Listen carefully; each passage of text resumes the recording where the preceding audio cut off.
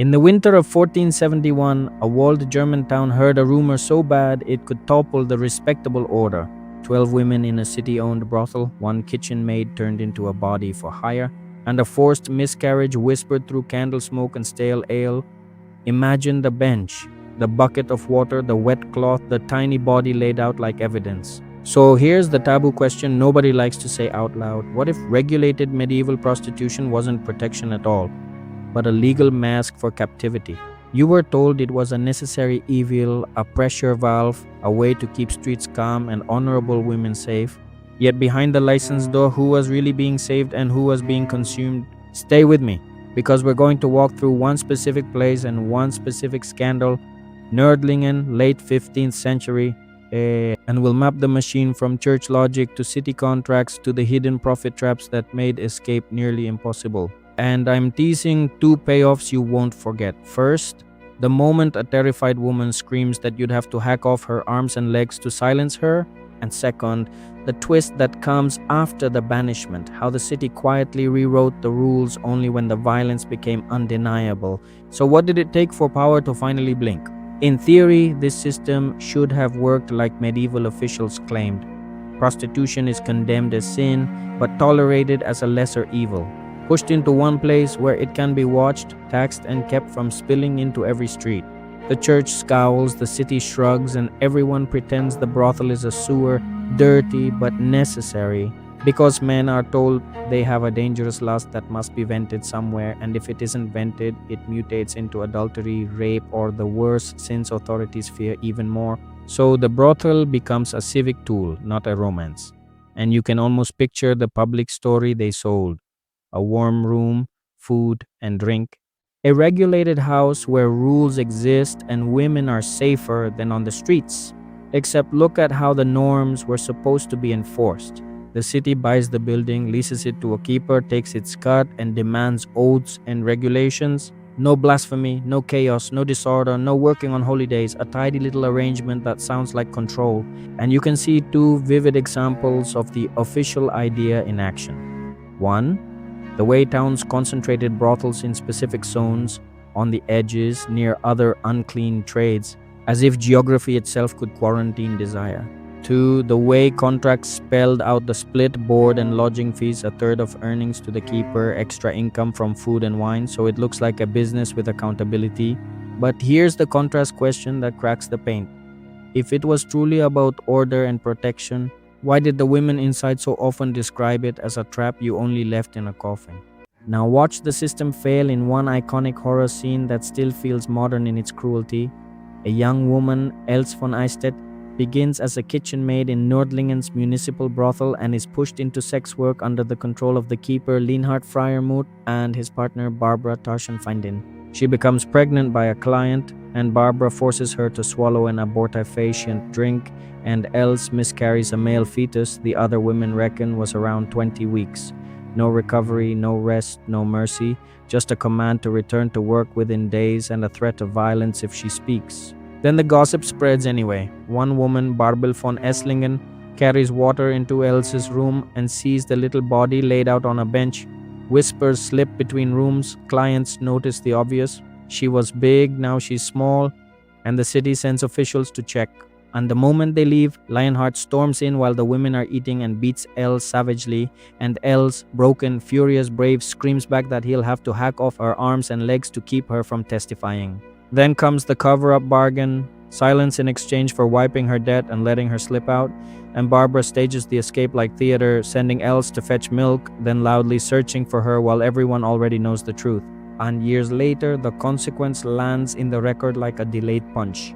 Because this one act was too brutal to ignore, the council not only banished the keepers forever and branded Barbara for her role, it also rewrote regulations afterward, meaning the city tolerated the daily abuse until a forced abortion made it politically impossible to look away. So ask yourself, how much suffering stays invisible until something shocks the authorities into protecting their own image? Because here's the hidden engine you're supposed to notice. This wasn't just lust, it was logistics, profit, debt, and controlled movement. And once you see that, the brothel stops looking like a moral solution and starts looking like an extraction machine. The town leased the brothel, the keeper paid tax, and then recouped everything by charging women for room, food, drink, clothing, and fines while taking a fixed share of earnings, which means the woman's body wasn't merely working, it was collateral. The mini loop is simple and vicious.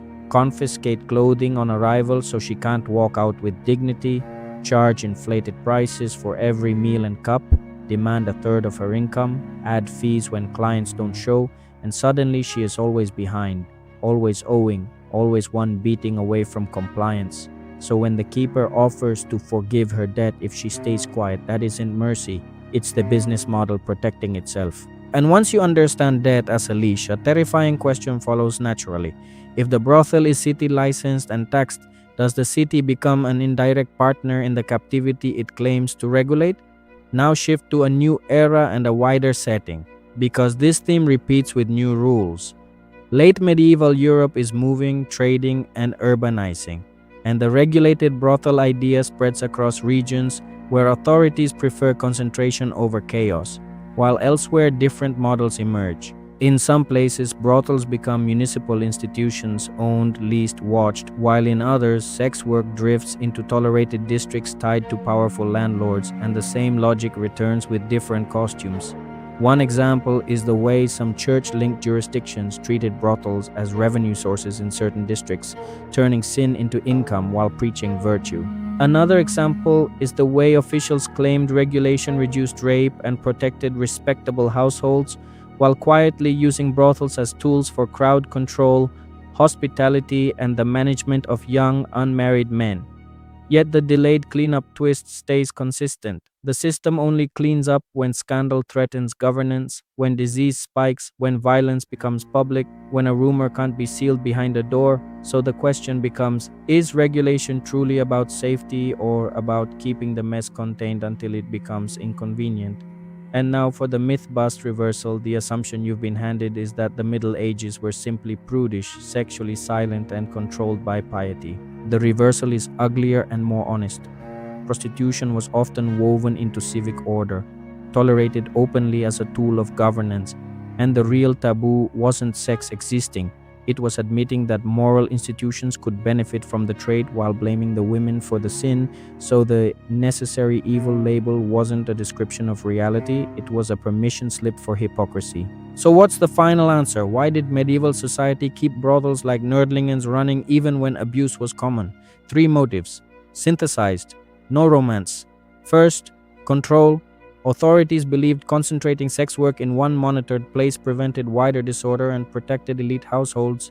Second, money, taxes, rents, food and drink sales, and keeper profits turned lust into predictable revenue, and debt turned women into predictable labor. Third, moral outsourcing. By providing an outlet, institutions could claim they were preventing worse sins while maintaining the public fiction that virtue still ruled.